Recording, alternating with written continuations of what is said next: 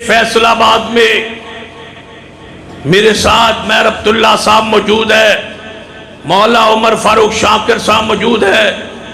ہم فیصل آباد کی ایک بستی میں تقریر کر کے بیٹھے تو ایک سیدنا امیر معاویہ کا گستاخ ہمارے پاس آ کے بیٹھا، گفتگو کرتا رہا، دلائل دیتا رہا، میں اس کا جواب دیتا رہا۔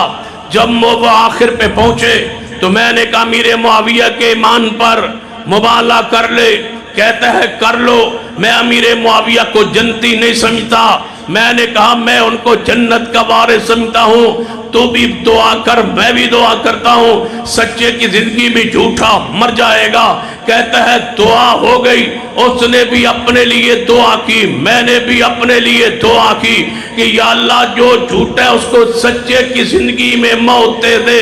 اللہ نے چند دن پہلے اس شخص کو 8 سال کے تقریباً بعد موت دے کر کے یہ ثابت کر دیا ہے، مباہلے کی فتح اللہ نے ہمیں دے کے یہ ثابت کر دیا کہ امیر معاویہ جنتی تھا، امیر معاویہ جنتی ہے، اور امیر معاویہ کو جو جنتی نہیں مانتا وہ ذلیل بھی ہے، رسوا